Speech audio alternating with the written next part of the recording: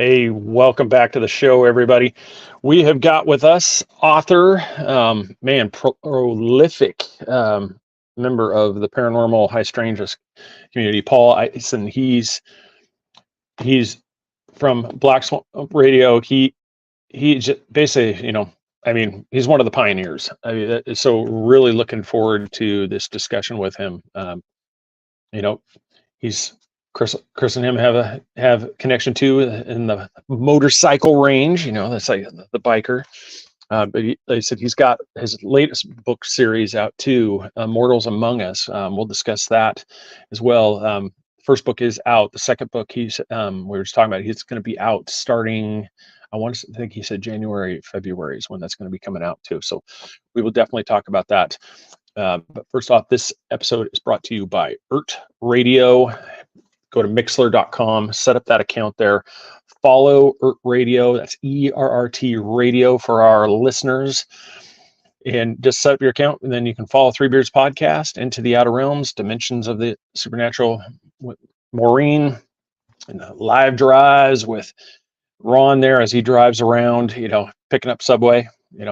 As I said, one of these times we're going to see, hopefully not, but like I said, we'll get that exciting thing like near misses of deer and stuff like that as he's driving around out there in the countryside of Minnesota. So everybody sit back, get ready for this one. This is going to be a lot of fun. And Paul Ieson, he is next.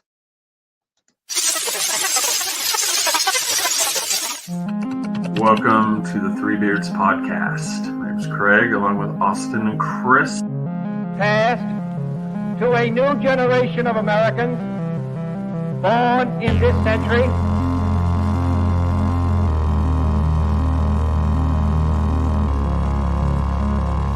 Let me out. I'm afraid that is white.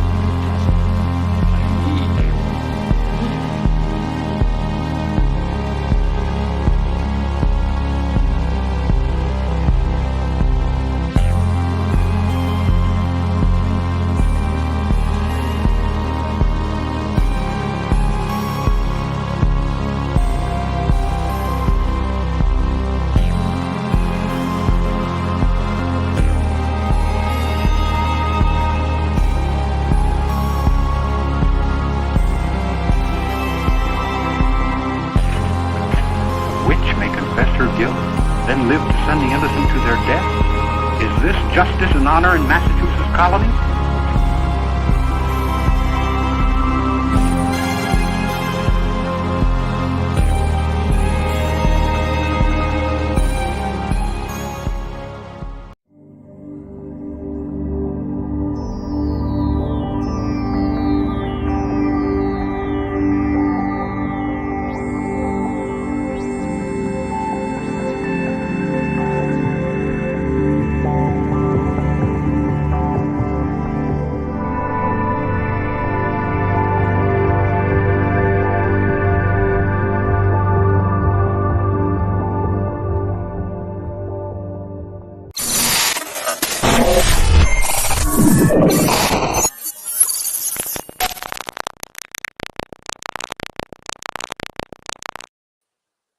That had to just tickle the eardrums for anybody listening. That whole little crackling sound.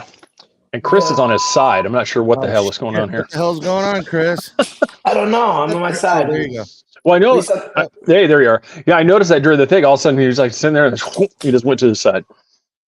So, how was your vacation, sir? It was great. I can't complain. Tennessee, Paula Deen was amazing. I'm back in real life, but I did not know the guests ride motorcycles too. But if I'd have got on the show earlier, he's a biker.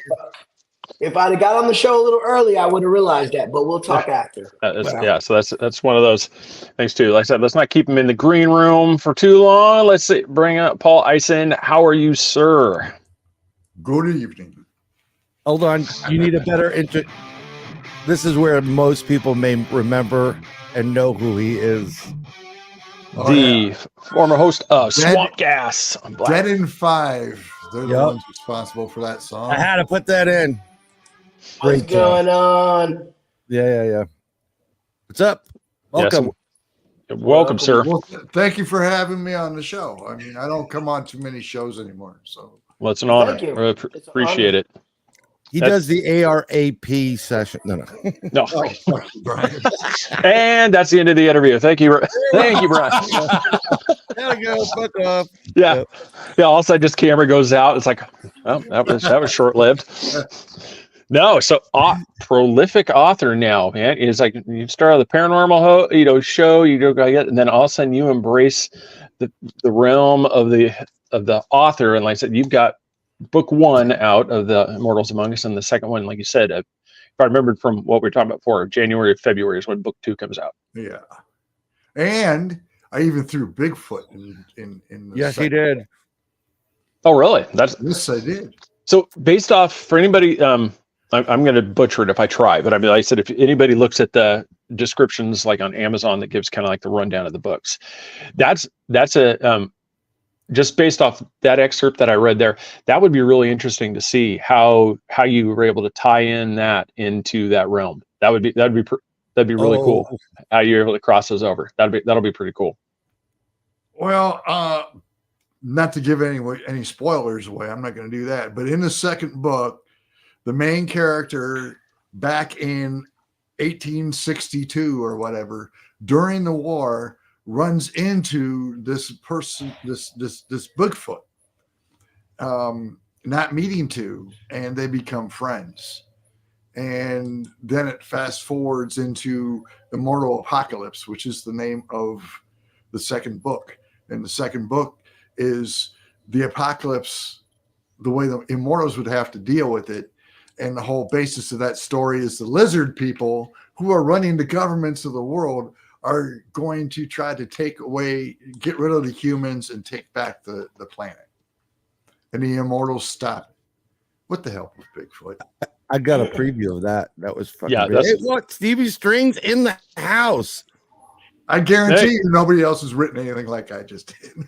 Oh no, that's why when you said the Bigfoot, I'm like, that is a really interesting thing. I mean, because it's kind of just based off the description. It's Bigfoot meets you have the immortal side of it too, and it's just I said I'm not a huge fantasy person, but I said I'm gonna have to check these out because like I said it's one of those. I'm more sci-fi, to the side, to that side than I am. I mean, I dabbled in it with Game of Thrones, to that side, but it's like for me, it was like I'm in the Star Wars, Star Trek land is usually where I stick. I've got the triangle ships in the second book. Ooh. And a little bit about how they work. I don't really get in depth. I'm more of a storyteller than I am someone who writes a 600-page novel that is so descriptive that you get bored because somebody's telling you and taking three pages to tell you how they did something. Yeah. So, you know what I'm saying? Yeah, I was going to say for people that they want to experience that too, if you go on YouTube, just type in Paul Ieson Death Ride, and there's a little short story right here, and he'll recount that one, so you can actually listen right there as he's telling that story out there too. So that's a good example for you. Oh, that story there, that is a true story, somewhat. The kid left his house. This was where I lived before I lived here about 25 years ago. The kid left his house in a hurry. There was only one set of tracks here that had gates at the time. And for whatever reason, he's speeding. He turns around the corner, thinks he can beat the train. And of course he doesn't. And goes on from there. I only write, my short stories are only between 1,000 and 2,000 words. And I've got a short story book that's coming out in February as well. It's this big. 20 short stories. And they're all, hopefully they're scary enough for people. What was interesting about Death Ride for me, my grandfather used to live in Canton, Ohio when he was here, when he came to the U.S. And they lived there in a big house. And he used to rebuild old motorcycles. So he had Indians, Harleys, like real old, like the pinhead style, the pinhead. Yeah. And when he left to go to New York, because his whole family was going down to New York, he left his buddy in charge there to watch my bikes. I'll be back, whatever.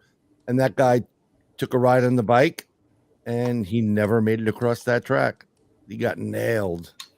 Thought he was going to beat the train. Not to change the subject, but real fast, I'm going to. Did Al just call me a bullshit artist in the chat? Yep. He's calling bullshit. Fight. Answer your damn phone once in a while, Al. Yeah. Here it is. This is Al. I'm calling bullshit. So are you independent or are you ride with a club? I ride with friends. I'm not in a club. I want nothing to do with a club, but I love to ride. I went down, did Back of the Dragon last year. Oh, nice. The Dragon's Tail. Yeah, I got to make it down there. My buddy actually went there before he got killed last year. He made that trip, then he came back home and died 6 months later in a crash. He was doing like 180. Well, maybe a different Dragon Tail, because isn't that like switchback, boom, boom, boom? No, what I'm saying is he came back home. He made it back from the Dragon's Tail, but the Dragon's Tail is like where you just go around a bunch of windy curves. Yeah, well, sort of like it. well, we got the two like motorcycle guys on the right of the Hollywood Squares right now, and yeah, what I understand, Chris, you ride like a fucking lunatic. Yeah, I used to. Yeah. No, that's one of those things. It's not I don't ever plan on getting a bike. Oh, dude, you're missing. You don't know what you're missing. You're missing a hell of a good time. I hate a cage. I hate to be in a cage.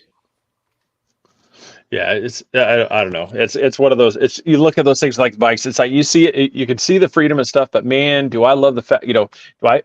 I do feel bad when I'm going past a guy on a bike and it's just pouring rain. I'm just like, oof. Been there, done that too many times.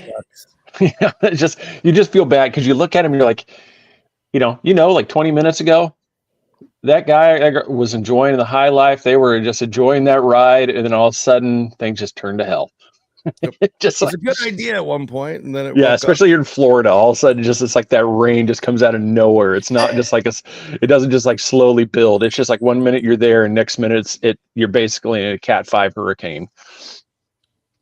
Yeah, well, I don't know. I ain't never been down there on a bike, so yeah, you should. I told you got a place to stay. So yeah, you definitely got some friends in here. So I'll tell you what, you buy my gas, Brian, and I'll go. Oh shit, that sounds like a bet. Yeah, you ride. I'll give you $100 down there. I'll give you $100. Well, I'll give you $100 for a bike. Yeah, okay. You ain't making it. Seriously, it would probably be about $100 worth of gas. Brian's stupid. So let's. Oh no, go ahead, Chris. Although he finished there, I said real riders will make it down here. He'll get on the scoot and ride down here. Yeah, Stevie's thing right here. It's like I quit riding in Florida. There's too many old people, and the parents, they're driving blind. That's pretty much it is. Down here in Florida, we have a thing. We moved down here, and I'd never seen it before. It's called a silver alert. Because you always have like amber alerts and stuff, but they have silver alert. And what they'll do is they'll have the reader board and it'll say, look at for like a 1997 Toyota Camry license plate here. It just because grandpa or grandma just went out for, to go to the store and they never came home. Who the fuck leaving the keys? That's the problem. Like who's leaving the keys around? Don't worry, grandpa, watch my car for 5 minutes.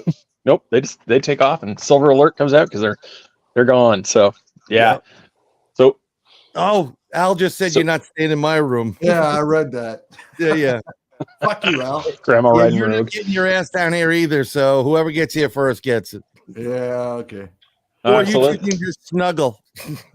Let's go back for the people that don't know you. Let's go back. Let's go. Let's go. I was gonna say, let's go to the beginning. How did it? What brought you to the creation of the Black Swamp Radio and Swamp Gas show? Oh, well, all right. What brought me to the creation of that? I was running a different radio show for a long time back when I was, I left Arizona and I was up in Minnesota and I had a radio station going where we played pagan music and stuff like that, and had our little commentaries and bitch sessions. And then Art Bell came out with his what do you want to call it? Midnight his in the radio Desert. deal. Not Midnight. Oh, He just booted himself. What the? Midnight people, what the? yeah. Be back. No, it's like, while we're waiting for him to reconnect. Yeah, that's one of those things. It's like my introduction really into this thing was through Art Bell too.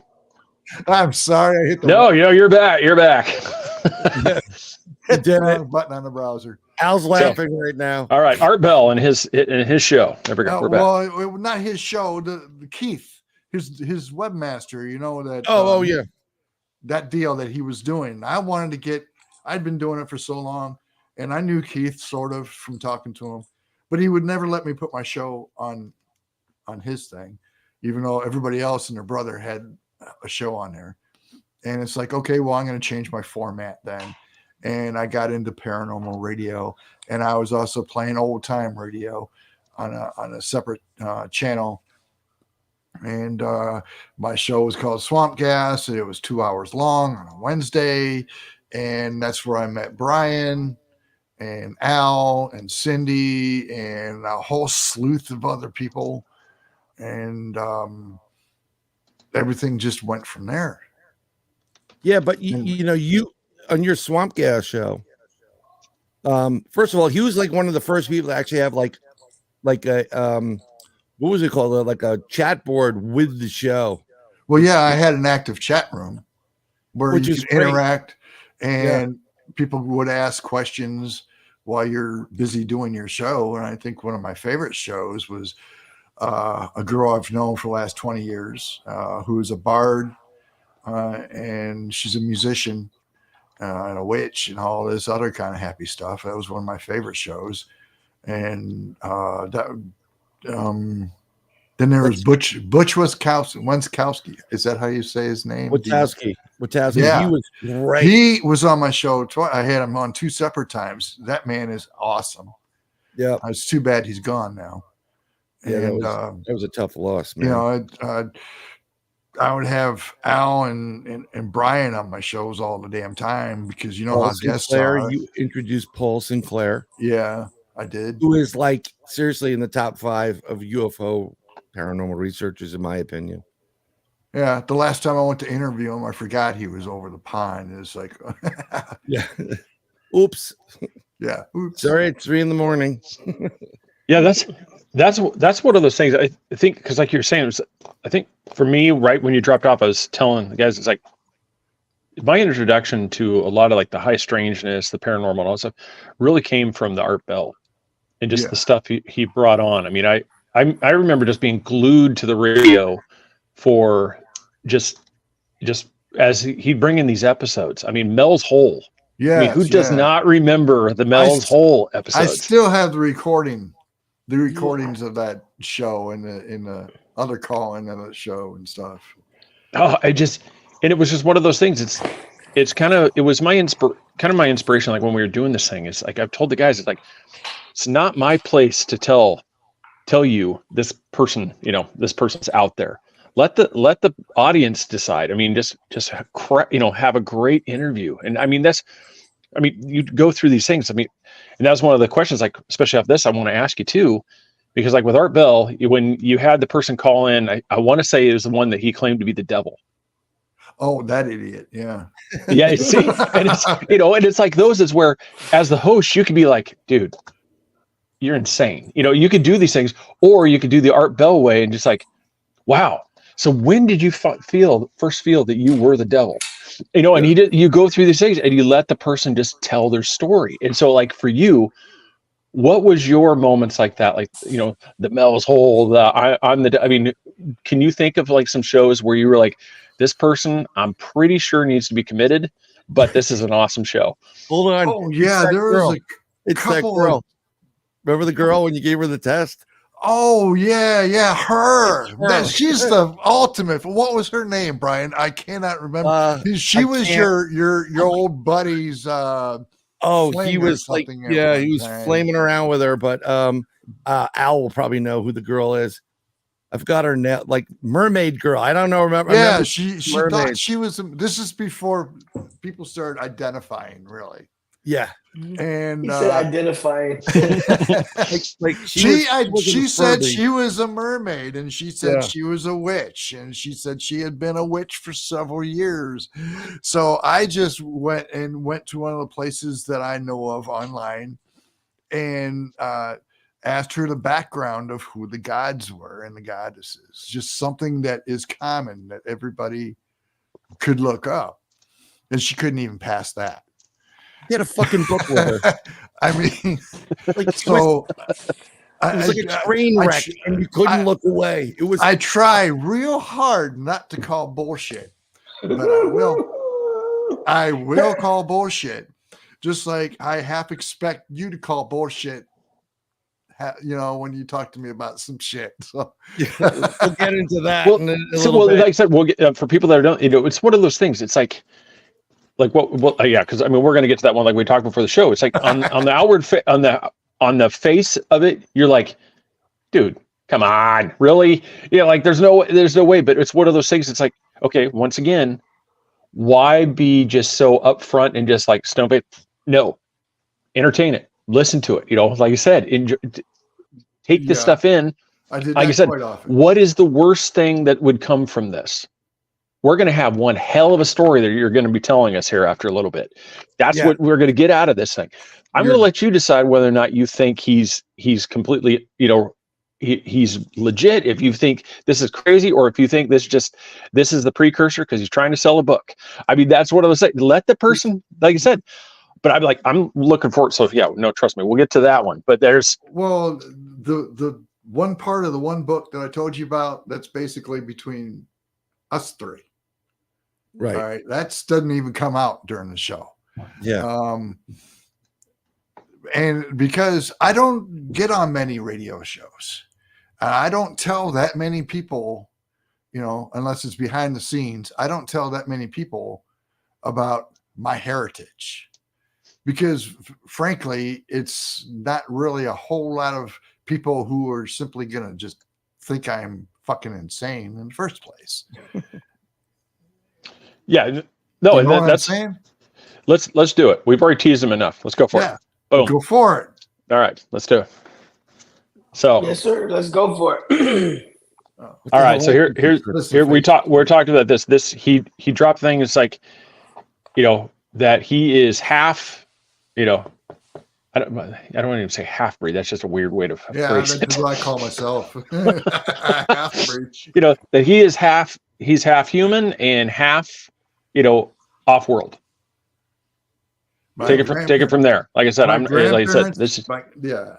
my grandparents came to this planet a long time ago. Let's put it that way. And their children were born on their way here. So I have, my mother and my aunt. And my mother ended up marrying a human. And thus I'm here. And they tell me nothing about it until I end up being told by someone what was actually going on. And so I confront them. And my mother then told me, if you ever talk about this again, I will deny it, but this is what's going on. The rest of that you can find out if you read my book, Twisted Life. You're Peter Quill. Star-Lord. You're half human, half, that's okay. Yeah. So Twisted, I think I've got that up here too for people to see. Like I said, I'm going to order it after the show because, like I said, I want to read this. I mean, I'm actually fascinated by the story. It's in a frame, so it's hard to see, but there it is, right there. I'm going to bring this up here. I'm going to show it up on screen here too. Here we go for everybody to see, right there. There you go. And so order right now. It can be delivered by Tuesday. Right. So here's the other one. is right here. Immortals Among Us. I was hoping that they would show it up here on the bottom there, but they're not. Yeah, I don't know if it's I don't know if the new one's not on Amazon, is it? Or is They're it both on Amazon. There it But is. Immortals Among Us, you can now go to Google Play and the Google Books and get it. Cool. Well, Brian, Immortals Among Us is will be at the end of this year. Will be in the Toledo, Ohio library system, Lucas County library system. There you go. And But don't- both the ebook and what do you say? What? Sorry, I was telling Brian, don't forget to ask his favorite question so we can let our fans know on how to get it done. My favorite I got my copy for multiple reasons, but I always like, and there's a lot of people that like to have an autographed copy from the author. So is there a way that they can obtain one from you? at the moment there's not. At some point I will get a shitload of books in, and then I can ship them signed to people. But at the moment, I don't know when I'm going to be able to do that. There is one. There is one possibility. It's a term like sign plates. Basically, where you take, it's like a sticker, and you just like the author, and you do your signature, and like somebody could pay like $5 like that, and then you'd send a sign plate, and then you can actually take that and you can put that in the book. That's a great idea. That's a good way to get create revenue, because if you mail it, it's like that's a fucking genius idea. Yeah, but right now when you get it straight from Amazon. Al just called you a muggle. Yeah. Al can kiss my rosy white ass.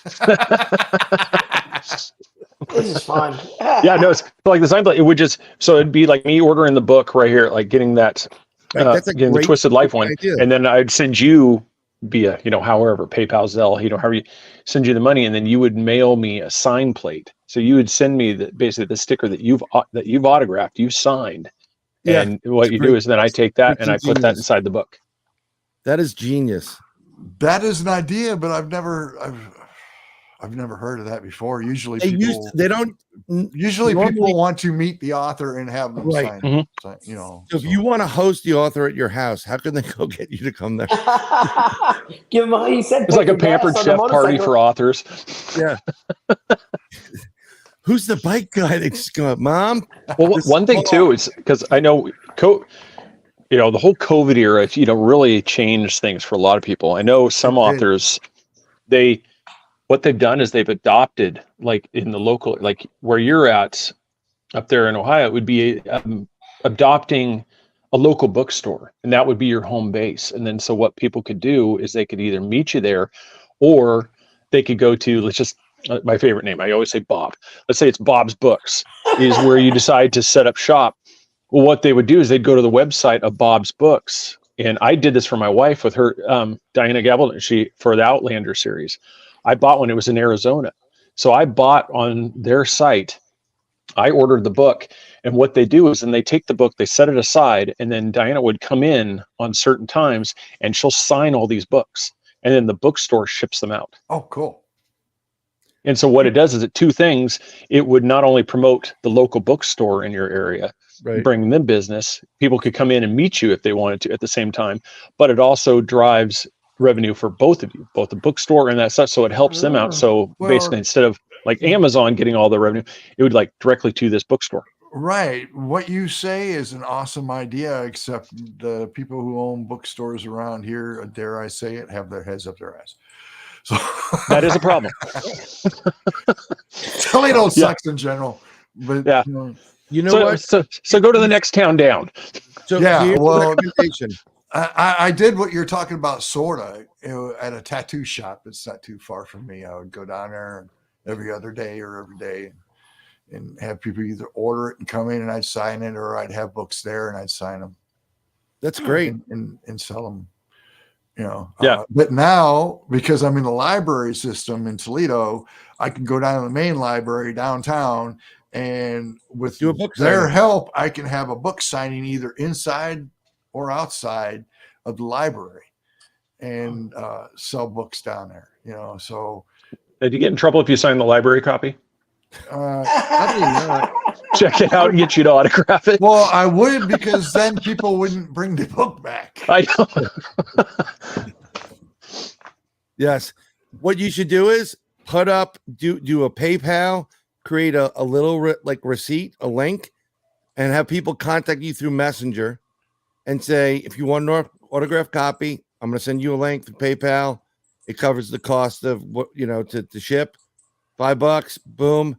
They come in, they order it. You get the money, you sign the sheet, and then you send it. This way they can format it like, to Al, stop wearing dresses. Best wishes. But beers and broads. Yes, that's the tattoo parlor, Al. That's not a bad idea. That's a great way to do it. So yeah, and like I said, we're promoting stuff. Like here's I'll show this real quick just for anybody it's called a book plate. I apologize, I said the wrong. Yeah, thing. you know what? It's called stickers. Go to Staples. You get 100. So here's an idea for like kind of what people see what I'm talking about. This is somebody at Etsy that makes these things, but it's basically what you do is you get these things, you autograph them. You like what we'd say is somebody would send you like $5 for your signature. And then you'd mail one of those out to them, and then you just take that and you stick it right in the book. But then he's in the hole for $250 plus postage. No, that's part of. No, it'd be $5 plus shipping.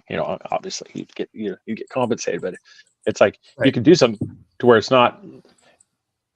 Or you could just go to Staples and buy these stickers, label stickers that are perforated. Sign them. This way you can personalize it and then send them that sticker. Your card probably is suspended because your overdue fees have probably quadrupled to where it's basically a mortgage payment now. So yeah, it's going to take you a while to get that out of hock. So speaking of that, we were cleaning out my old apartment to get all our crap from New York down to Florida, and in the corner on the floor was a book. Oh no! This thick, from the New York City Public Library. It was taken out by me in 1978. Oh, ooh. Imagine the library fees on that motherfucker. Well, he got lucky because they burned all those paper records. They shredded all those paper records, so they probably didn't even digitize that one. So I went back in the library and I'm like, listen, I'm not paying the fee on this sucker. And like, what are you talking about? I'm like, I'm telling you, I'm not paying the fee on it. And I gave it to him, and the guy was like, holy shit. How many nickels that is? Yep. It's a lot. Yeah, they put it immediately in the archive. We found one. Oh. Yeah. Hey, did you read the book, Brian? Yeah, I did read the book. Okay. A long time ago. But at least you read the fucking book, man. It was one of the original, growing up, there wasn't that much stuff about these cryptids, or it was so few and far in between. You'd get something, a paperback plus, right? One of those, the original paperbacks, and it'd be on that rack in the store. I don't know. Well, I'm dating myself. You did spin it around, and you did, Katie. There, it's $3.95. Yep. Yeah. Yeah, you rode Horse and Buggy back. Did I take Horse and Buggy back? No, I did not. Yes, you had to call the carriage around so that way they could take him down. You know how he made his extra money when he was a kid? He walked around and cleaned up horse shit. Yeah, there I was. Piles of horse shit. There we go, Brian. My God. Is that why your partners say you're full of shit? Because you cleaned up horse shit? Yourself, all of you. I think I saw your picture on the most wanted list in the library. Hell yeah. That little old librarian, before she retired, she's like, I'm going to find that son of a bitch. I swear I'm going to get that guy and get my book back. It was you and that damn dog. Is that guy going to ever bring back the book? He got it in 19 something. Oh, that's great stuff, though. She retired with a broken heart. No, that was one of those. So through your history, like going back to like with your show, what would you say was probably the most believable episode that you had? Like you have somebody on and you're like, wow, this blew me away. This is kind of like we're going like your version of like Art Bell moments. What was something where you're like, Art Bell moment of, well, there was one time that Al came on the show and was talking about the satanic crap. That was the people, great. the people in the basement of in the car where they kept the cars and stuff like that. And there was, and I have to say, a guy that did, I didn't know anything about what it is. Do you remember what the guy's name is? David Berkowitz, out of Sam. He did a Montauk project. Ooh. Oh, let me fast fingers here. We're gonna go to our archivist, Craig. Yeah, I'm that's sorry. a historic. Do we Are you need talking some about Preston Nichols? music or something? Or Fatality. We're talking about Preston Nichols. Preston Nichols? No, I can't remember what the guy's name is. I haven't talked to him in so long. Because he was the one that wrote the book and stuff on Montauk. Really? Was he? Okay, because there's this other guy that was doing it. He was a filmmaker, and he did stuff on Montauk. So this is where I need my Jamie. Christopher. I even have the Christopher Garantano. Garantano. Yeah, that him. I didn't know nothing about this, and I had him on, and it's like my jaw's down here on the table. Yeah, that was we did on my other show I moonlight on. We did that episode too, Montauk, and that's one of those that falls under. And I learned this term from I was watching another show, and they called it soft facts. And how they defined that term was these are things that you can't disprove and you can't prove. They're right in that realm of where there's not really a way to quantify it either way. And stuff like the Montauk thing, there's enough to where, why did they build all this infrastructure for this, for what would be just a normal, like a radar station? It's way too big of a complex.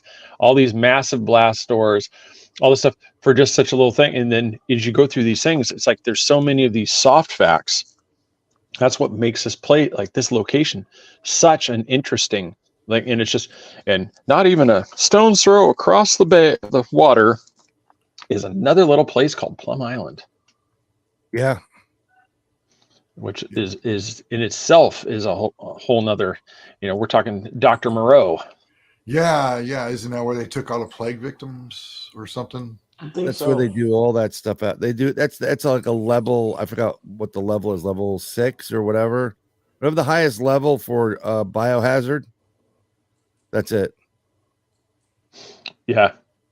That's then one while I stays at Plum Island. Thanks. I'll get kind of your guys. I can bring up the picture. Have you guys seen the one that's been making the rounds? And it's a perfect example of what's going on in the community right now. It's that AI image, the one that everybody is saying is a UK trail cam photo of what people are calling a skinwalker dog man. Oh yeah, I've seen that. That's AI. That's garbage. Yeah, and you're seeing the people that they're dead set. They're like, this is authentic, and I'm like, it's not. And they're like, well, how the hell do you know? I'm like, one, look at a regular trail camera picture. Every animal on the trail cameras, the round part, the iris, is going to be white. The rest of the eye isn't going to reflect anything. So that's all you're going to see is these perfect circles. Well, that image, the entire eye is that bright white. That's problem one. And anybody that's in there's nothing to reflect in the mouth. So the mouth isn't going to be this bright, shiny white. Right. I'm like, those two right there are enough to say there's a problem with this photo. But you watch these people, oh my God, that is the hill they want to die on. Well, that's the same. I was having a conversation with him earlier today about Tartaria, and where I was at, asked some questions, and him and I both agree. Like a lot of the photographs you're seeing about that, it's all AI. It's there's no Tartarian photos. There's physical structures that they're seeing below ground. That's legit, but these people on tricycles and old film style shit. It's not real. 99% of it. Real bullshit. AI. Yeah, it's bullshit. I don't know really too much to tell you about that. What Brian's talking about, because everything that I have ever seen is on TikTok about it. Number one, there's a red flag. Number two, you can tell that it's AI. Number three, they'll say, "Oh, this video was taken 400 years ago," and it's like, what the fuck? Yeah, how was it We taken? don't have 400 years video ago? from 400 years ago anywhere. Yeah. You know, I mean, Where was the camera 400 years ago? I ain't never seen a I camera love the that ones damn where old. they like, newly discovered image back in, when the construction of the pyramids, and it shows everybody holding up the block. And I'm like, if I even see one idiot say that this is an authentic Real photo, thing. I am going to lose my mind. I'm just waiting for something like, oh my God, that is so made. I was, whoa. All right. You're in crazy town now. It's We're just done. like the video that they put out about the Euphrates River and it being dry, and that they found this, that, and the other thing. And it's like, okay, well, the cave pictures, I'll buy that. The rest of it is garbage. There's a lot In of my weird opinion. stuff that's come In up, my opinion. but I mean, there's a lot of crazy stuff, and that's why AI sucks. You can't. There are devices. If you run it through certain filters, through certain video programs, you can tell it's AI. Oh, AI is a big problem. Authors or people who want to be authors are now starting to use AI to write stories. They put their idea in there, and then the computer writes a story for them, and then they fucking try to go out there and publish it. And it's like, I'm sorry, but it's like when stuff came out in the late 80s and the 90s, where everything was electronic as far as music was concerned. It's like I was totally against it, but you heard everybody else say how they loved it. Right. Yeah. It's one thing to put a synthesizer in, and it's a keyboard basically. So the organ, but now what they're doing is they'll take Johnny Cash and have him singing Gin and Juice. It sounds like Johnny Cash singing Gin and Juice, but here's the image for anybody that's not sure what we're talking about. It looks fake as shit. It is fake. Yeah, and this is the part with the eyes. Like I said, anybody that sees like a trail camera thing, you're going to get that image right there. The iris part will be a round circle. Those are always that's the telltale, like an actual trail cam thing. They'll have these perfect round circles, but the rest of the eye will be black. You know who does really good, and she's not trying to fake anybody with them, but I don't know how she does it. Our OK Nana, she does some really good AI art, like really good. If you need artwork done, talk to her. AI, I don't know. Skinwalkers are shapeshifters. Yeah, from what I understand. Well, if that was a picture of a skinwalker, it'd look like a cat instead of something with human hands. Well, and the thing too is, like, for skinwalkers, and this is, I'm glad you got you guys on. I was one, because a lot of people are even saying that this, like said, this is a skinwalker. I thought the definition for it to be a skinwalker is it had to have something to tie to the Navajo. Well, there's two different kinds of skinwalkers. There's skinwalkers who are legit shapeshifters, and then you got the skinwalkers who are they have changed form, that they are permanently in somewhat because they did something like they were Indian and they were a shaman, but they went totally dark and they killed a loved one so they could get the power of being able to change shape. That's the story I got from when I lived in Sedona, from Indians, from the Navajo, and that must have been the other one was. Yeah, and that's kind of like your take, because that's one of the things, like, I brought up with this thing too. It's like all these groups, it's really become prevalent to where the red circle, the red circlers, where they just circle the blurry photo, and these AI images, these are so prevalent in groups now, and it's so divisive, because there is the group of either it's nothing there, or this is absolutely the best proof and thing. And this is where, when you mentioned before the show your science background, that's one of the things, like, I really wish people would tackle, is the difference between hypothesis, theory, just how these things come come together, because so many people, they go, well, this is irrefutable evidence. That's not how science works. No. You know, Yeah, I mean, things have to be proved. I mean, it's just, if, you know, like, They have to be proven. They have to be confirmed, which means they need to be at least 3 or 4 more times. You have to come up with the same result. okay, you're right. We do Otherwise, need to make Three Beards Podcast red circlers. right. So, I mean, Yeah, like, we definitely need to make that shirt.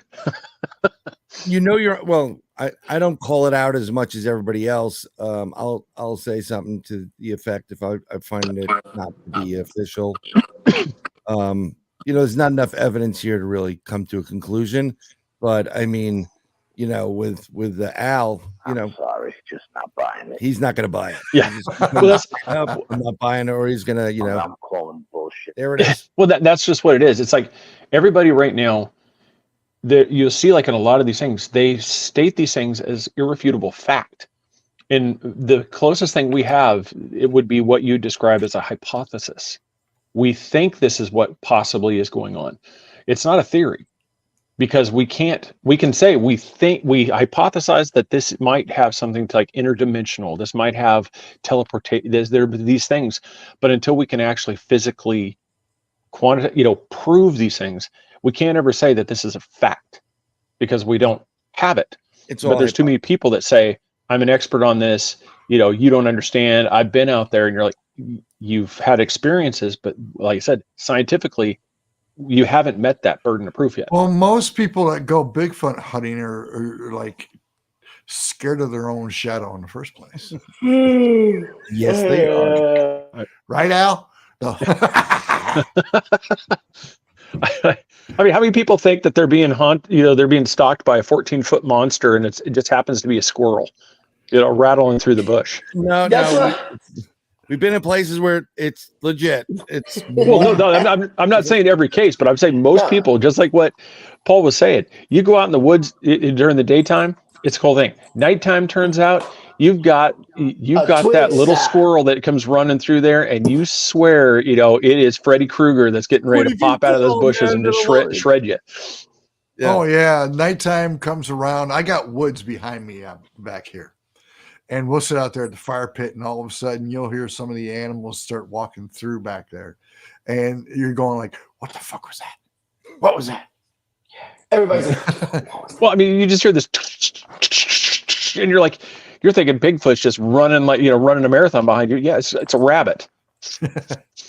Well, I mean, there are certain times when if you're in the woods and you're investigating, you're really on the ground, right, and you have questions. There are select people, like Al has people, and we both, we'll both ask each other. We'll call on this guy right here. Arizona's like, this is the situation. You ever come across X, Y, and Z? And you kind of can figure certain things out. But I'll tell you another thing: when you're in the real deal, the moment, like you said, the moment, and shit's happening, you feel it. Well, see, Laura, you can tell, yeah. What Laura was saying right there, and that's the thing is this. What we were talking about, it has nothing to do with what experience you had out in the woods. It has when you make the claim that I'm an expert, this is an irrefutable fact. That's the part that we can't do, because that's what I have a problem with too. Yeah. And it has nothing to do with, I saw a UFO. That's, I had an experience out in the woods. You can't discount that, because one, you weren't there, you didn't do these things, but at no point does that then become an irrefutable scientific fact. I mean, I always go to the thing with like science when it comes to chemistry. If Brian came and said, I just discovered a new element, and you're like, oh wow, that's fantastic. Let's see it. And you're like, well, I can't do it again. I've never been able to do it again. It was spiritual. I was able to see it. Nobody in the scientific community is going to even go any further with this. They're going to be like, until matter too, right? That's anti-gravity, or what's the one that they created with the collider? Antimatter. Yeah. It's a split second. It's like less than a split second. But they were able to repeat it, and that's the key. Well, let me tell you something. There's been plenty of times. You won't believe me, but you have those experiences, and I'm not here to prove that to everybody. Oh no, see that's the thing. See, this is where people, this is what is so difficult about it. It's like, it's one of those things that has nothing to do with the individual experience. It has everything to do with, I know this is a hard fact, and that's the part that we can't do. We can't do it until we physically have a Bigfoot or a dogman in a zoo, and we can see these things. I go, that's the part that's hard. That's the part that's hard. We can have the experiences. We can put these things under like the high strangeness banners. We can do these things, but until we can actually physically, on command, repeat a scenario, that's where it bumps up against the hard science. The whole reason I went down and rode the back of the dragon and tail of the dragon is because the buddy I was with had come right back up that month and said he saw Bigfoot down there. Gotta tell him. And I'm going, JD, okay, I believe you because you don't lie to me about stuff like that, but why would they be that close to a road that is heavily trafficked by motorcycles for one? So that was what got me to ride down there with them. And no, I didn't get to see Bigfoot. I wish I had. Yeah, I know. Wouldn't that be cool? That would really, yeah.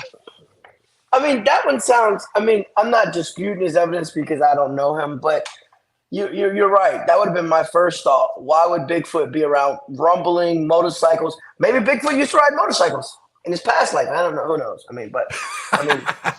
Well, when you got screaming Harleys going around all these curves and slowing down, speeding up, doing 40 miles an hour, and then braking real hard and scraping their pipes on the turns, it's like, I don't know any animals that are going to be around that.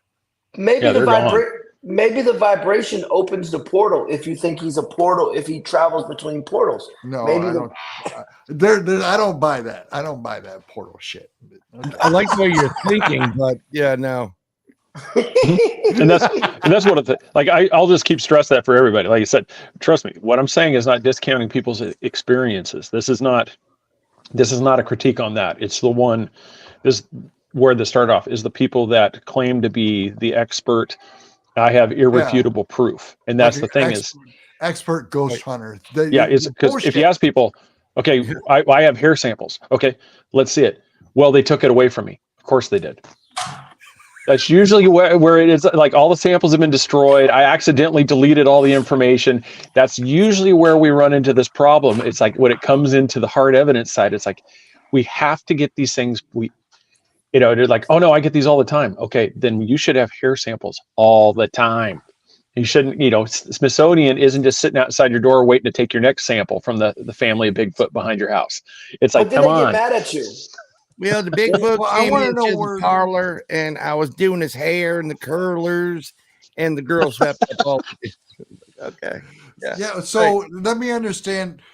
I've never seen a Bigfoot. So do all Bigfoot have nice long hair that can get caught on branches and thorn bushes and all this kind of stuff? Because I've got white-tailed deer in the back of my property. They're back there all the time. And I never find any tufts of hair from the deer. That's interesting. Yeah, that is.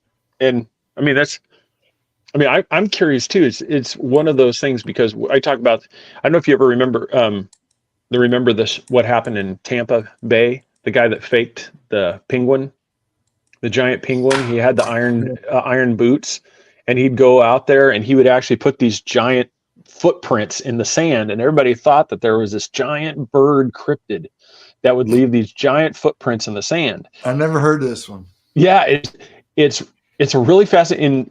Everybody didn't come until he passed away, and they found him in his garage. And here's these iron boots that he had made that were these giant penguin footprints. And he would just go out there and he would just create all these prints. And I've wondered, because you see the guys like in UK that were trying to hoax the crop circles and stuff. Yeah. I've wondered who, if people have looked into, if there's people out there trying to do this, like, because you think about it, if they're willing to hoax those things, somebody's out there making Bigfoot track. Mm-hmm.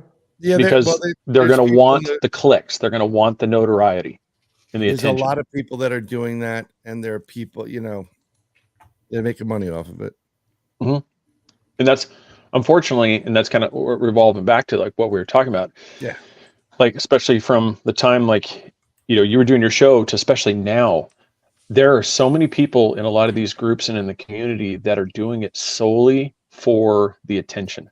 Yeah. They want the clicks, they And want the they attention, will and it's like say anything possible to entertain people, and they'll just out and out lie about shit. And what's worse is that they will get caught in a lie, or they'll say one thing and then 5 minutes later they'll say another thing that totally goes against what they said the first time, and people continue to listen to it. I don't understand it. And then you're the bad guy.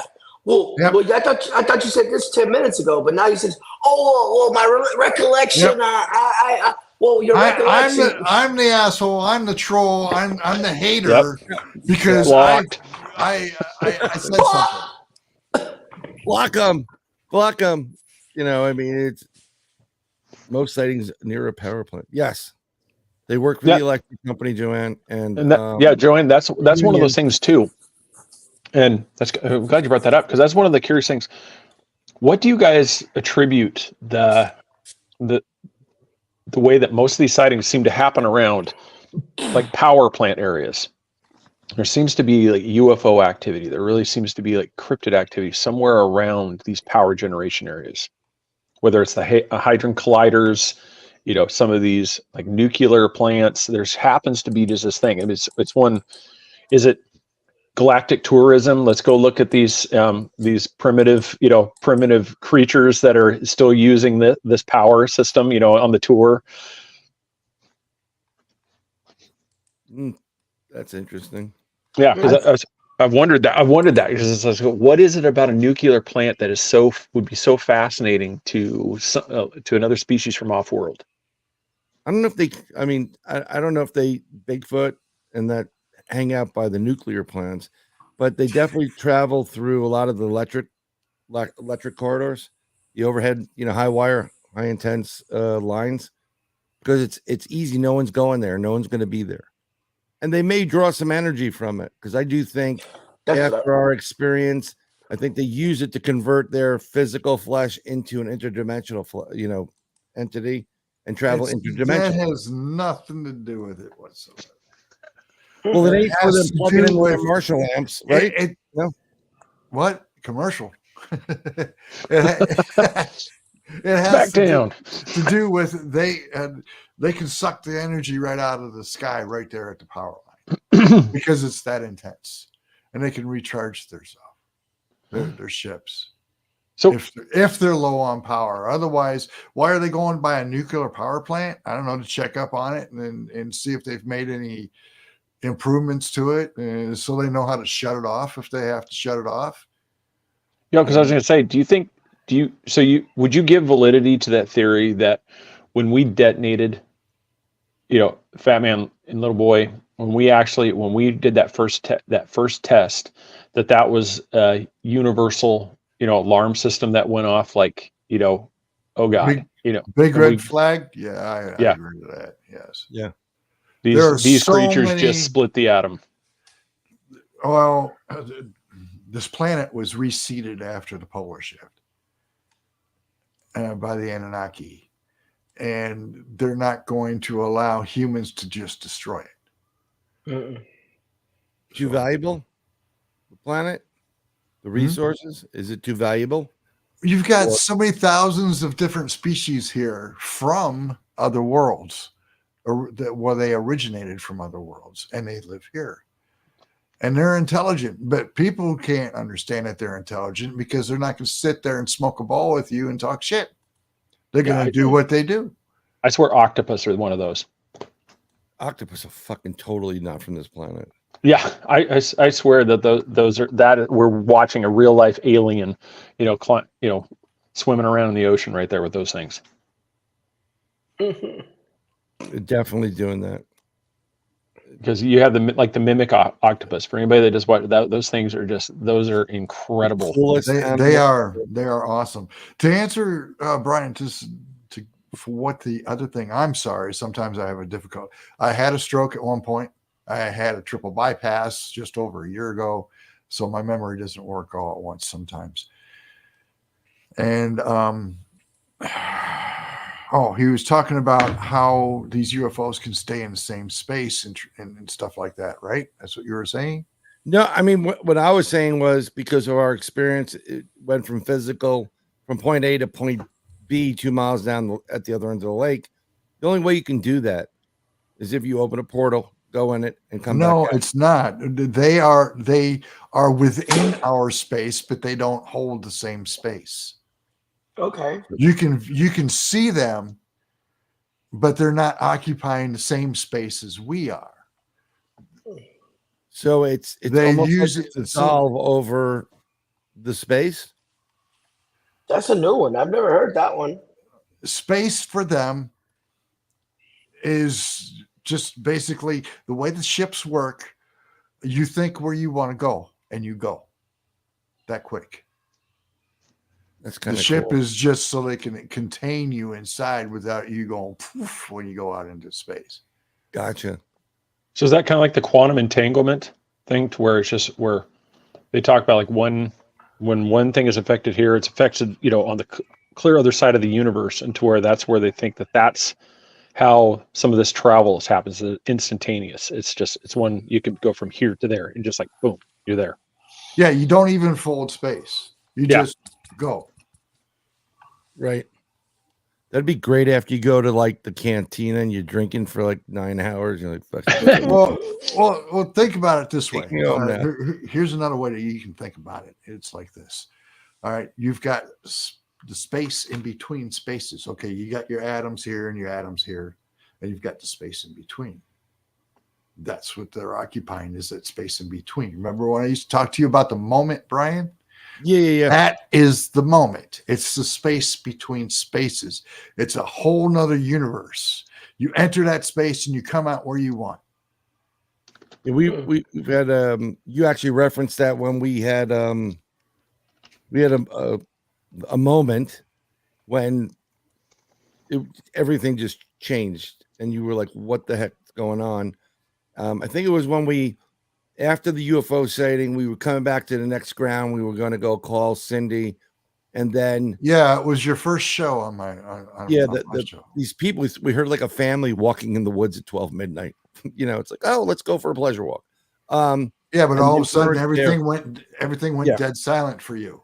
Yep. And you couldn't. There was no birds. There was nothing. Nothing. There was no air movement. There was absolutely nothing. And you stepped into, another name for it is the netherworld. The moment, the space between space. I can't think of what else you would call it at the time. So what's the difference between the moment? Yeah, go ahead. That is the netherworlds. Right. That's the netherworld, the space between space. So what's the difference between the netherworlds and shadow? Shadow. These people don't even know what shadow is. Why don't you tell them what shadow is? No. Go ahead. Because it's just another place. And shadow is part of Dreamtime. That's the difference. Okay. That's the easiest way I could put it so people could understand. So one night, if you want to learn more about shadow, read my book, Immortals Among Us. Yeah. And there you go. Trust me, you're going to want to read Twisted Life, Immortals Among Us. And I got a preview of the next one coming out. It's fantastic. But there was one night I was in shadow and somebody over here just above me is yelling at me, "What I tell you to push the button, you push the button." I'm like, okay, I got it. Tell you push the fucking button, I'm like, I got it. And then I was like, holy shit. And I'm like, thanks for the dream last night. Yeah, I waited for you to call. But you gotta. Some people think this is a physical reality. This isn't a physical reality. This is a dream, just like everything else. You just perceive it as a physical reality. But it's just as real as, I'm not talking about a dream, a light dream that you might have when you're taking a nap. I'm talking about dream time. I'm talking about, they used to call it dreamscape back in the day. Yep. Where it's a place that you can enter in the other world where you are actually conscious of your actions and you can manipulate the outcome of whatever you were trying to do. You're not helpless and you're not just watching yourself do something in a dream. and it can happen at any point in time. You can go into shadow any point for the most part. For trained people, they can go in anytime they want to. Right. Some people confuse it with astral projection. Astral projection, is when you leave your body and you go wherever it is that you decide that you want to check out, or that your mentor has told you to go check out, or you end up in space out by Saturn. The first time I ever did that was amazing. I was in a truck with this friend of mine. We were coming down from Flagstaff, going down 89A and on the switchbacks going to Sedona. And we got Wish You Were Here going. And all of a sudden, the person who was teaching me stuff taps me on my shoulder when I'm in the car. It says, "Come with me." And I cross over and the veil and end up out by Saturn and by the moon. All this took place in probably 20 seconds. Because, but I can tell you that there is a base, a ship out by Saturn. That much I can tell you because I saw it. And there's so supposedly with the moon being not real, it was towed in 27,000 years ago, right? I didn't. I'm not asking you. I'm saying this is what was recently. So there's a guy named Cliff High. I'm gonna try to get him on this program, but he does data mining through all the this. The moon was here 450,000 years ago when the Anunnaki were here. Right, but it's so how is it towed in 27,000 years ago? He was mentioning that see what I mean? That's what I do. No. She was towed in. This is Cliff High, whatever. I'll bring him in and I'll tell you about that down the line. But he said, I just busted your nuts, man. Oh yeah, it's fine. It's artificial, and there are people that are remote viewed. Have remote viewed on the dark side of the base. They know there are extraterrestrials there. They know when you're remote viewing. They don't like it, but that is a repeater for a base on Saturn. That's what I was going with. Okay, whoever came, I don't know. What about like the Dogon tribe that has the legend of when the moon arrived? Because that's one of those things that's weird. That's weird about that is where you have these. There's certain tribes that have this part. In their, I don't want to say lore. It's just in their oral tradition of the time that the moon arrived, and stuff. And it's like so.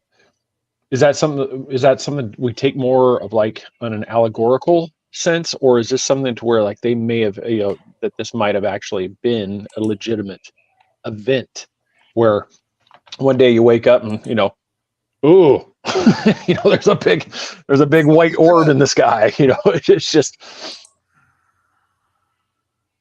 that's the part I've always been curious about. It's like whether what people's thoughts are is like, does that seem to be a legitimate thing, or is this just one of those things where it's just kind of like, the Norse traditions of where thunderstorms were Thor and Odin, battling. And so I don't know. I mean, what are your thoughts on that one? I don't believe that the moon is anything but the moon. And I think the moon's always been there. That's my belief. I don't know. Yeah, maybe that was my big word today. Allegorical. Allegorical. Good allegorical. You want a truck from Craig? Go contact. Yes. If you had allegorical on your bingo card, you get an all expensive date with Brian M. Bowden. See us at the end of the show for your ticket. No, you get a Ford F-150 from Orlando Ford. No, it's not Orlando Ford. Whatever. I don't live up. But that's we'll buy Harleys, not Fords. 4041 Ford. Now you mentioned earlier the triangle craft. Yeah. Do you think that is a direct copy of something that we found, or do you think this is that is something that the U.S. military has created based off technology that we recovered. The triangle craft was based off of technology that we recovered, and my friend Ed, he was able to figure out how it worked and how to make his own version of this, and they use the triangle craft that they use that you saw in Phoenix and Phoenix Lights and so forth. Those are not interstellar craft. That's as much as I can say. Okay, because that's one of those, like Bob Lazar. He talked about all the different craft that he saw in S4. When he went in there, and I wondered how many of those things, because you see throughout. Triangle shape seems to be like a common thing, whether it was, during Nazi Germany, they were trying to make that shape. It seems to be like a common, design that different countries have tried to develop. But I wonder, like, the different shapes, like how many of them were our copy of the technology we found, or one where this is the shape that works for us. We found this tech out of this, and we've integrated it into our system. I lived with a woman in Sedona. Actually, I rented a room from this woman who, her name was Sally, and she is an alien abductee, and you never hear the stories of alien abductees like I heard this one. I never doubted this woman for a second. She was afraid to take a shower because she didn't want to be abducted during that. She slept with every light in the house on because she was afraid. She told me the inside of the ships were diamond shaped and that they could fold in on themselves. And she told me, this is before Doctor Who was big. She told me the craft was bigger on the inside. She had never seen Doctor Who in her life to know that that was part of a script for a TV show. Wow. So, and our ships that we have, that the governments have, are not bigger on the inside. So that's why they make them so big, where you can see a craft that's alien tech and it's the size of a house, but yet on the inside, it's actually the size of a football stadium. This is. Do you think Doctor Who is like predictive programming? Like this? I think Doctor Who tells a lot of things that have no other vent through science fiction to let people know and to get people's minds work up. Yes, I have one. I don't know where it is. The sonic screwdriver is real. I knew it. It goes. Damn it. Oh, God. That's how they're supposedly delivering information. Even Gene Roddenberry, they did something that was talking about it, that he Star Trek. Look at Star Trek, Brian. I mean, look at Star Trek from 50 years ago or whatever it was when they started the show. And the communicators, the cell phones, the Star Trek phone, and so on. Yeah, I am currently using one. That's basically like the communicator. That's the cell phone. Yeah, no, mine's like this, but yeah, give it up. Yeah, I want the food replicator. I mean, we're all going to be 800 pounds, but the food replicator. I mean, who doesn't want to get home steak dinner? There it is. How do you know that this is not your just concept of your dream because you're inside of a holodeck? Simulation theory is you are part of an experiment. That's the way I look at shit with me. I'm part of an experiment. Dude, I agree with Katie Turner, who said if this is more like a nightmare than a dream.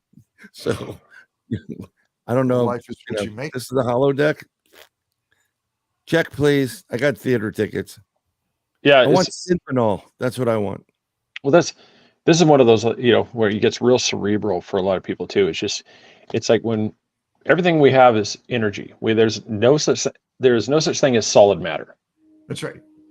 Everything is energy. It's like right now we're walking on nothing but atoms that are floating around. They're bounced. So what you think is like this desk I'm out here, it sounds like a solid desk, but this, this is nothing but a group of atoms that are collected that are all bound by energy. They're all doing this. And so when you talk like these, when we get to these things, and this is where your mind just like, you're like, some of these interdimensional things, you can have things occupying the same exact space, because if you draw an atom, there's so much empty space between that atom. You could have multiple things occupying that same location. Yep. And so you literally could have like dimensional type thing. You could be a Bigfoot could be inside you right now, Brian.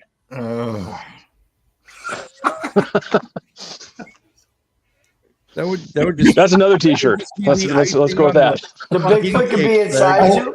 I like that one. The Bigfoot is inside you. Inside him. No, I don't.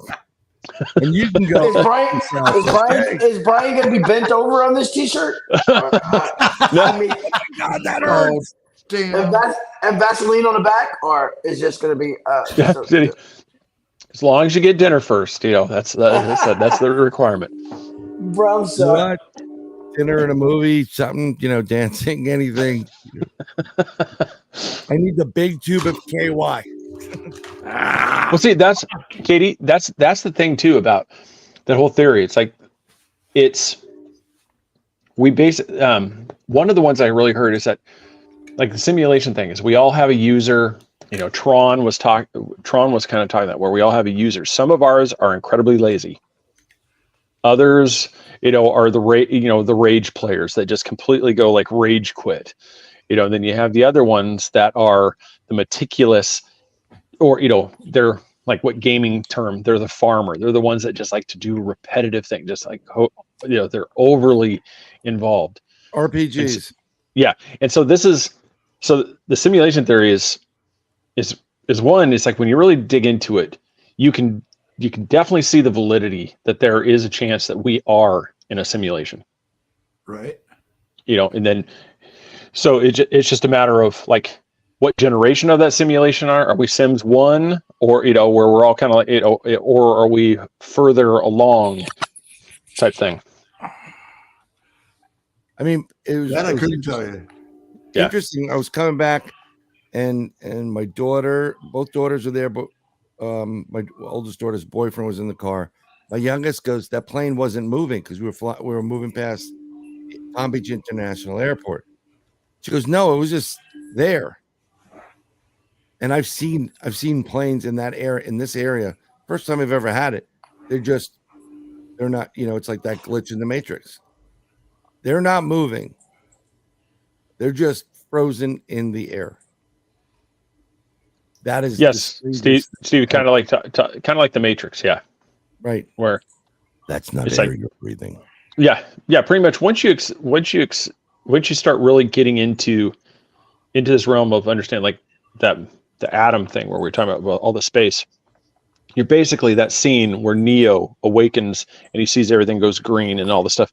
That's where you realize that there's so many, all the empty voids, all the stuff that's there, and things that are inside of other things. You see this inner workings to where, and that's kind of what this is. This is the one where you're hit.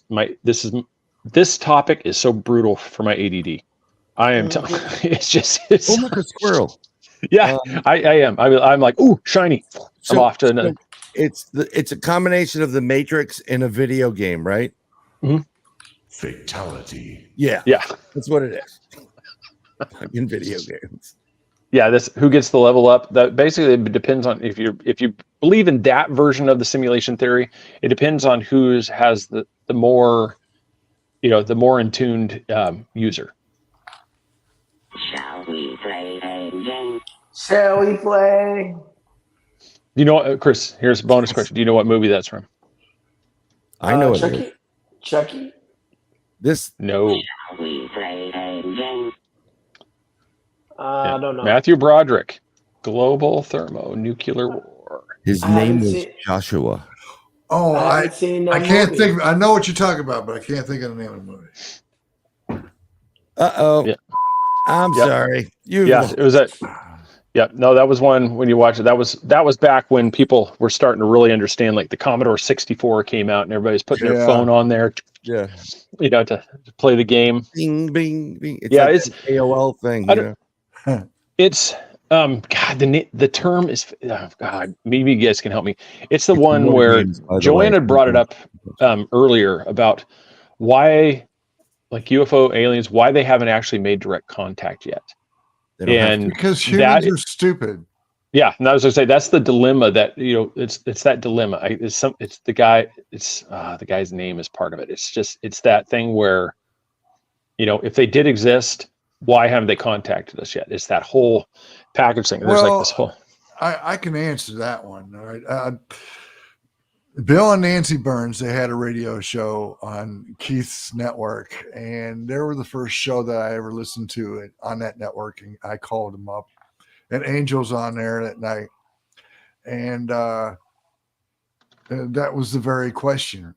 And basically I said, well, if an alien were to land in the middle of my street right now, there'd be people that are going, oh, please take me, take me, take me. And then you'd have several other people with shotguns shooting at them and baseball bats. So they just don't bother. Somebody in Alabama would be trying to eat it. Yeah. Mm-hmm. I had me a old Bigfoot. Humans are too unpredictable for them to even think about it. They don't care. And it's also a lot of these extraterrestrials are actually we're basically a giant experiment for them. They're checking on us. They tagged and bagged whatever they needed, and they keep coming back. That's why when you get to a certain point where you go through a lull of UFO sightings, or you can marry it, you get to a lull of UFO sightings. The best explanation was Tom Conway, who said, I'm like, why does it stop? And he goes, because they're done surveying. They've moved on from that grid, and now they're going down. And if you look at the pattern of where you have activities, then it drops off, and then just below is another activity, and then next to it is it picks up, and then it makes all the sense in the world that they're checking on their abductees. And that'll be that. Well, they're just checking in on their patients, basically. If you look at it from a doctor standpoint, they walk in a room. Oh, okay, nurse. See you later. Yeah, Katie's saying this, like, or marry it. I'm like, we've come full circle back to Paul's parents. Yeah. We have circled back. All right. Yeah, yeah, that's what once again, Twisted Life. It's one of his books here. It's like you got to pick that up. Yeah, that's so.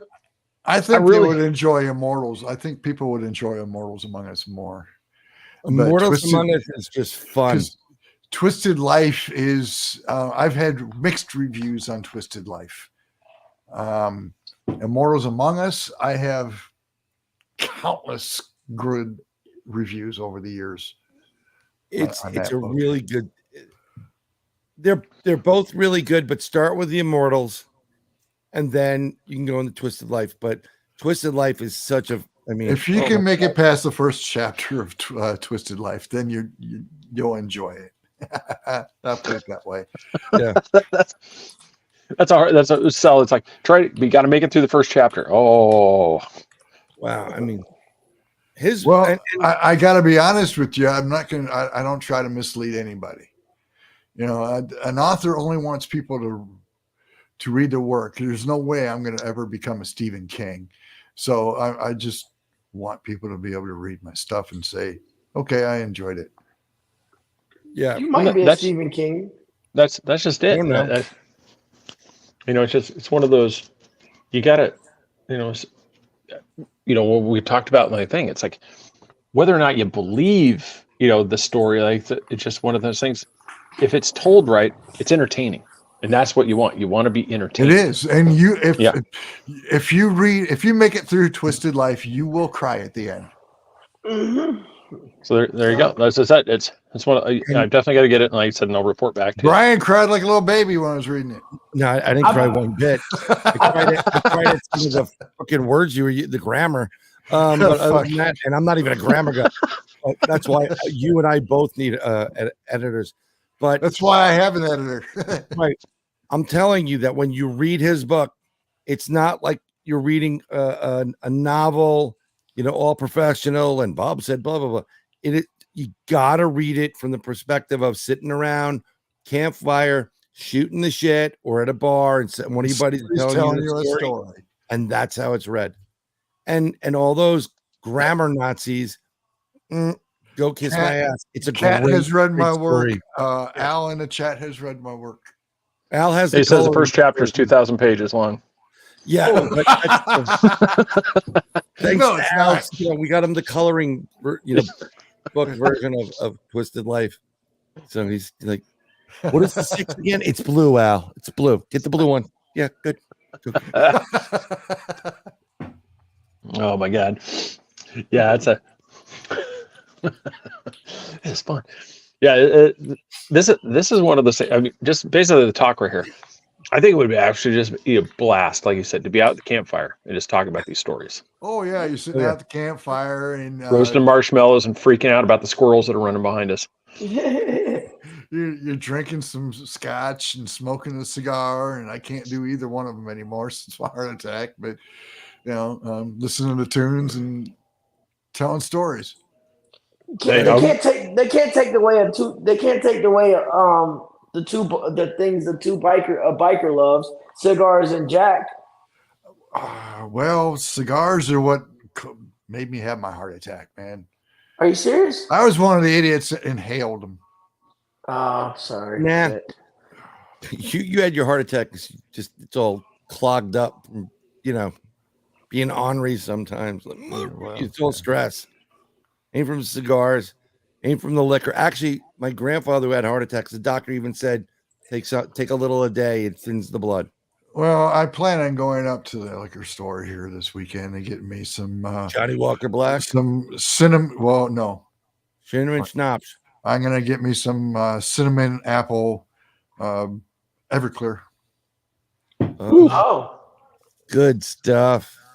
Yeah, we need to have you come back on the drinking show. We'll just start. Everybody drinks. Boy, I am. I got this amazing beer. It's orange cranberry cream. It's an IPA. It's from a local brewery. I support my local breweries. It is like a really good beer. That's good. It's pretty expensive. It's not a seltzer.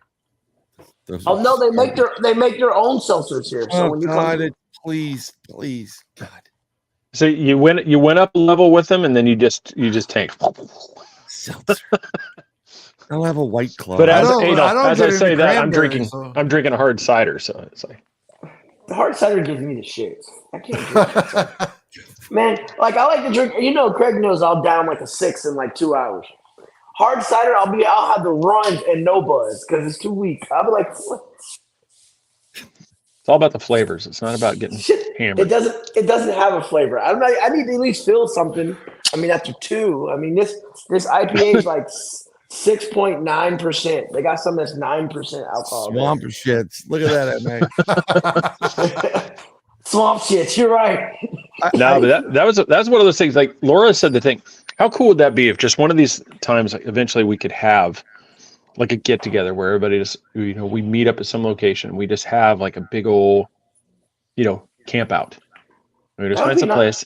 I don't know about camping out. Well, three beards burning man. 3 beards burning beards. I've got an acre. I've got an acre and a half back here with a nice fire pit. So it's a swamp. I did road trip. Don't threaten me with a good time. That sounds like an invite. We get an RV and we drive up from here and we pick up people on the way up. We've even got a camper sitting in the back right now so that somebody has a place to sleep. Well, not now. So, Katie, are we talking Labatt's or are we talking Molson? Which one's the big one for you? That's just pretty damn good. I'll tell you that. I do miss Canadian beer. Why don't we do Bud Light? Nope. That's a landmine, Harry. There we go. Fuck that shit. Bud Light's better than the Celsius. Oh, he didn't get it. Okay. Yeah. Oh, I did get it. Never mind. Delayed reaction. If we come up, we got to stop off and go through the Appalachian Trail and pick up moonshine because that stuff is rocking. Love my moonshine. Now you take moonshine, throw some apple in there, some cinnamon, and you'll end up with alcohol poisoning by the end of the night. I got 160 proof under my cabinet right now. Of moonshine? There it is. 160. Molson. 160. Yep. I just came back from Tilly. She's on the Molson thing. Yeah, Molson's pretty good. Like I said, yeah, that's. I just got some liquor that is in a bottle that looks like one of the Easter Island statues. What's the best way to hold your liquor? Down. By the ears, motherfucker. By the ears. I didn't say anything. Getting close. For anybody that's watching, you knew what I was talking. I was saying, but I didn't say anything. Going off the rails now. Yeah. No, my favorite, honestly, my favorite beer is Jamaican Red Stripe. I like Red Stripe. That's my favorite one. Jamaican Red Stripe, really? Yeah. Yeah, it tastes like a knockoff Heineken, but it's good. Yeah, Katie's like, if I had a Rolling Rock, that one I've just never been able to. I got this right here. Rolling Rock's pretty damn good. Oh, that's the cover Brian did. Oh, that's a new book. Yeah, no, that's the one I did. That's the cover. Turn around. See, my covers were designed so that it all gels. If you opened up, it's one giant poster. Yeah, that's the cover that Brian did. Yeah, for that's nice. This book. Yeah, thank you. It's better. I know. You know what really needs to come back, especially with books. I really wish the whole page images, where you would actually take the book and when you put it at an angle, you would actually see the image. Oh, like an image. It'd be gold. It looks gold, but if you actually shift the thing, you can actually see the picture that would be on those pages. It would be actually a page. It's really cool. Oh, Amazon won't do that. Yeah, it's one of those things. It would cost nowadays. It costs an absolute fortune to produce a book like that. That's because when they finished doing the book, they would put other material on it to seal the pages so they wouldn't absorb water as quick as from the top. Yeah, one of the planes. No, talking about huge ones. I don't know what the hell you're talking about, OT, but Do you like my rubber chicken, by the way? That is fair. Does it make a sound? No. Oh. He wanted to know if he was going to choke it for him. He said, did it make a sound? Craig's like, does it make a sound? Yeah, those other ones where he just makes it. I know, like the alien and everything. That's microphone things. Yeah, I think that camping thing would just be a blast because that's one of those. I think that's one of the things that's really lost with a lot of people. It's like you don't realize just how the bonding and the cool camaraderie you get from just sitting around a campfire and just talking. I mean, I think that's why so many, like our ancestors, I think that's why, that's where so much of that oral tradition was passed down, is because it's one of those things like the experiences, Brian, Paul, those ones that you guys would have, that's when you would share them with Chris and I. It was over this campfire, and that's how those things would be passed down. Then we'd tell that story to our children. And it's just, that's how that stuff was passed down. Now, if people, you talk on the show, we all laugh, we have a great time, but most people are not going to remember the stories because you don't have that connection. No, because you don't have enough weed on the show. That's what it was. I can't. We can't do the. Some of us have to take a drug test occasionally, sir. So we cannot partake of the Satan's lettuce. Just dye your hair, you'll pass. No, they do PP, random PPs. Yeah, just dye your hair. See, that's why I don't work, man. I don't have to worry about taking a piss test. Yeah, completely random, based off that. That's one thing that somebody's got to figure out is how to do an intensity test. They've got to get this thing solved out because we talk about this all the time. Chris could get absolutely plastered Friday night, drunk, just, stumbling around, and he can go to work Monday morning, no problems. I smoke a joint on Friday night. Monday morning, I'm fired. Fuck. And it's like we're both completely fine to work Monday. So why is this? There's got to be a way to test that. Okay, I'm intoxicated Monday morning because of the intensity in the system. Like I just smoked on the way to work. I go, that's where, when it was legalized, when we lived in Oregon, that's where those things where it's just, they've got to figure this part out, because there's zero difference. If both people do that on a Friday night, you're both perfectly fine to work on a Monday morning. And so hopefully they get that figured out. But then you run into the people that smoke constantly. They smoke Oh, yeah. up in the morning, smoke at lunchtime or in between, and they can't live without it, you know. So I mean, the buck's got to stop somewhere. I mean, don't get me wrong. I mean, that's the same as an alcoholic. I mean, so if you hold a job and you're an alcoholic, you kind of don't drink at the job. So I mean, I know a few people that were alcoholics that did. Yeah, I'm sure there's a few people that, you know, Chris knows of a few that, you know, would partake of a healthy beverage throughout the day. Yeah. Why do I have to know a few people? Because you've been where we are for a lot longer than me. Yeah. Okay. There's always those that, you know, that everybody knows. On yonder window. Yes. No, that's one of the, like, for people that he said, definitely get Immortals Among Us. That's one that you have to get that and check that out and support Paul. Yeah, I would really appreciate it. Would let me eat this holiday, you know. for the low price. Get her. Make sure I got it right. Brothers doing an ad for you. For just the price of a book a day, Paul can have something. For $12.49, Paul is going to be able to eat tomorrow. If you don't buy this book now, he is not going to be able to feed. He's going to have to choose between feeding his dog or himself. Yes. And we don't want to make this man make this choice. So if you could find it in yourself right now, to go to Amazon.com, Paul Ieson, and buy Immortals Among Us. Help us feed this poor man. And if you act now, you'll get a picture of Paul to go along with your book. So it's like he's reading it to you. No, you should have said buy Harley parts. I don't have a Harley. He doesn't have a Harley. Oh, you don't have a Harley? I don't have a Harley. Nope. I've got a Royal Star Venture 1300.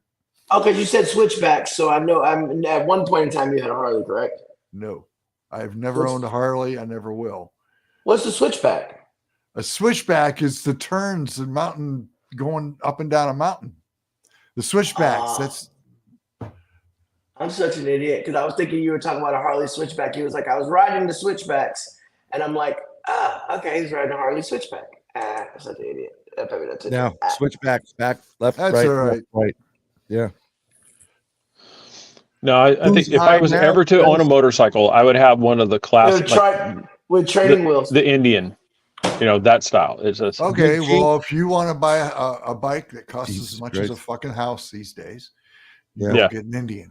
Well, I'd want one of the classic ones, just like I said. You just, with those, those. The Indian, the new Scout is absolutely good.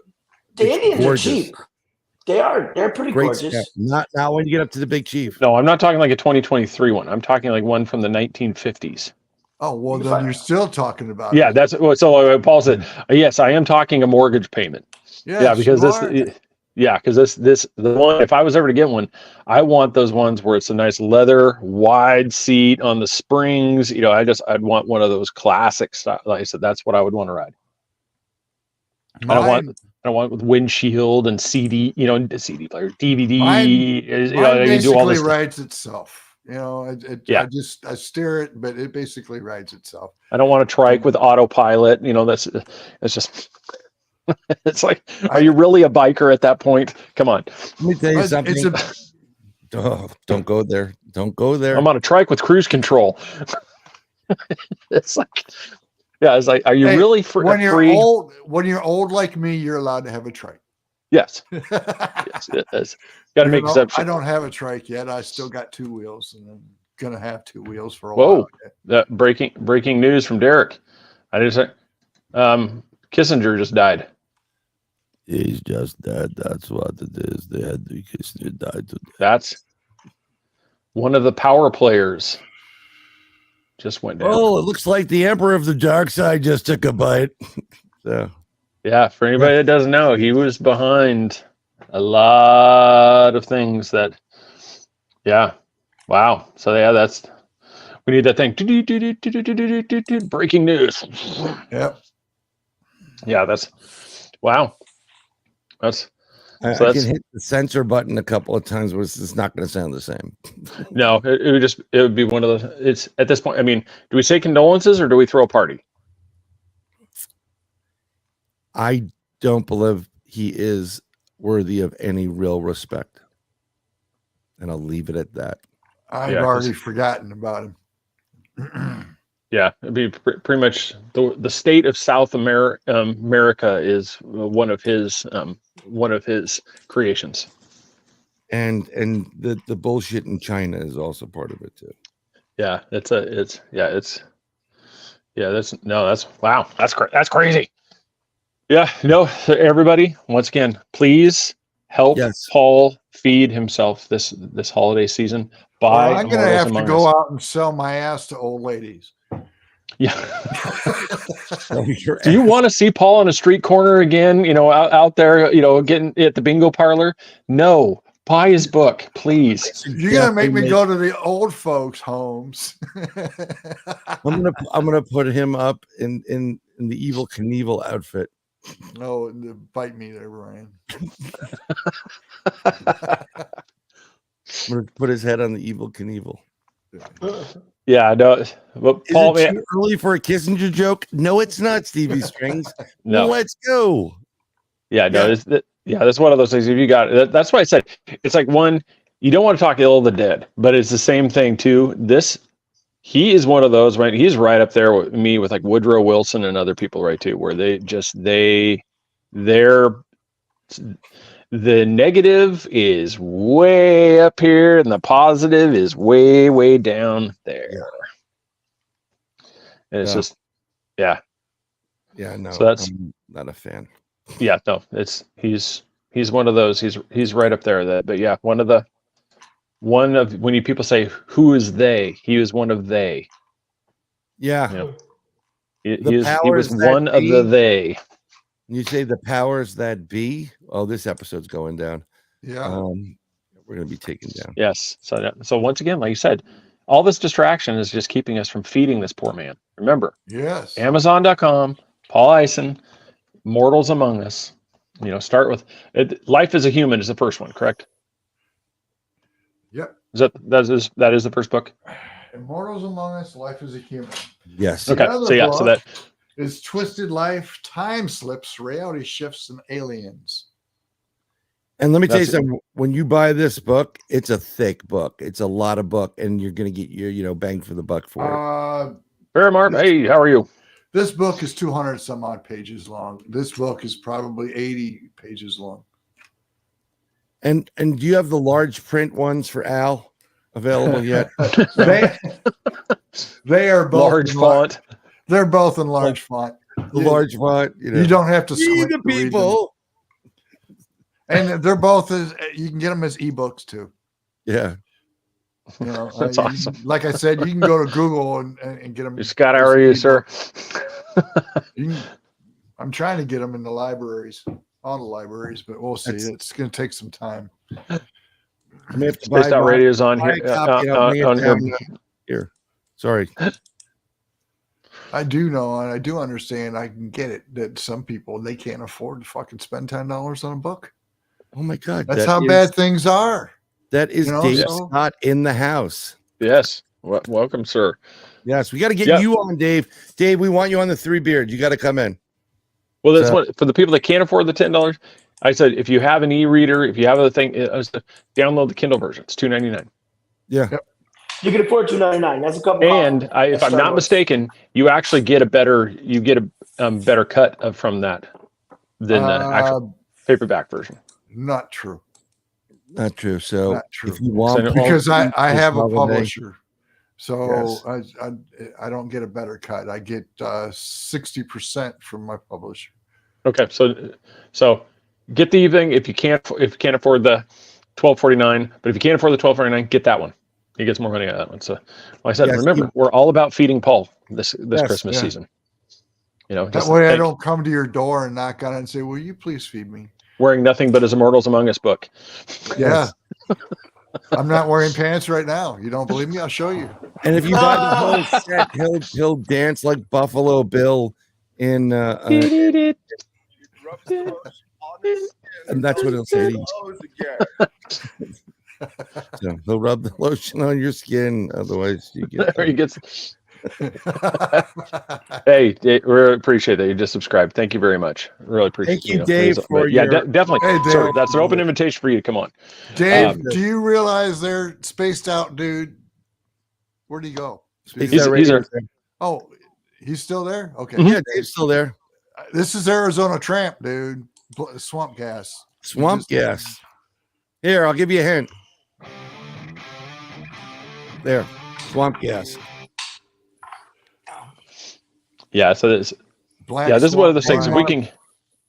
If we can do it, like I said, that's one of those things. If it comes around to the time we can figure this out, you know, I know we talk about this thing, but man, with us both working at the same location, it's so hard to get the same time off.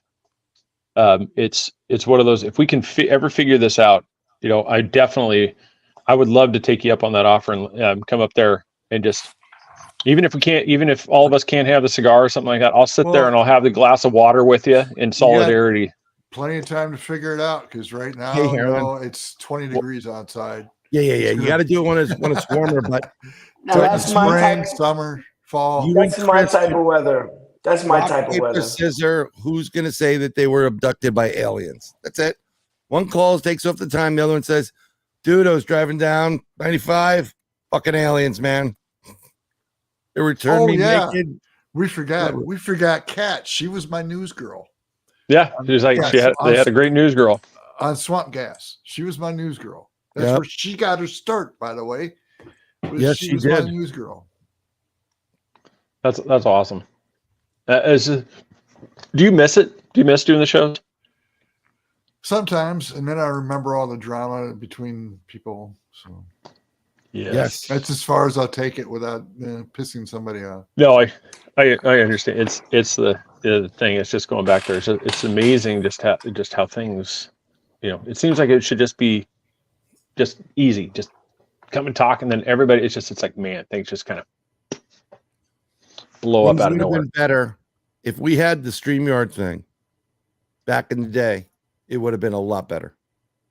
We could have done this. Yeah, if you had StreamYard with all the guests, it would have been amazing. He would have just went. He would have risen to the top. It would have been great. Yeah. But then there was that thing that happened between your friend up there in New York, not Al, the other one. You know what I'm talking about. Well, that was and Angel and all that kind of stuff, and that's what started all that crap. So yeah. And then wait until I send you my holiday card. Heather Wade, she's caused me problems, and yeah, I used to have Heather on my radio show or on my station. Yeah, but anyway. Now, where's the play? Do you still have everything archived, like your shows for people to go watch, or is that you found my YouTube channel, didn't you? Like. I know I looked at because I put in like the Black Swamp Radio, but it only had one video. That's for Black Swamp Radio. That's what came up. You got to look under Wise Frog. The Wise Frog one? Yeah, right there. That's right got a lot of my archive shows. I don't know what happened to most of them. Some of them are still on this computer sitting down here on the floor. Yeah, it's got 123 here. I'll show it here for people to. Yeah. I've on the Wise Frog one, I have 4 or 5 of my audio. There. This is like 10 years old, that fucking video right there, that intro. I was like, where's the music coming from? It's because it was automatically playing. Yeah, it's like, I couldn't figure out where the music was coming from. Yeah, so I just subscribed for you there too. Oh, cool. You've got some audio versions of my short stories that you can listen to on this channel here. There's one there's the Immortals Among Us little thing, 33-second one. But here's that Death Ride one I was talking about. There's Death Ride and the Secor Hotel and House by the Tracks. House by the Tracks. Some of the stories that I read are real. They actually happened. Like House by the Tracks, the guy ended up cutting his head off with a chainsaw. Oof. Yep. Seriously, how the hell do you cut your head off with a chainsaw? Well, you just all the way out. You beat me to it. I'm just like, how do you just like lay there and just like, like have it lifted with a, like a pulley thing and then just let it go? I mean, it's like, how do you even do that? It's beyond me. That's like the Clinton hit list where you shoot yourself twice in the head, and commit suicide. His wife died. The guy's wife died. The guy's wife died.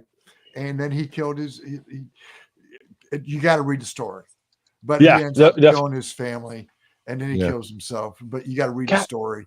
It's a love story. Yeah, okay. But it's just that's amazing. It's like how you.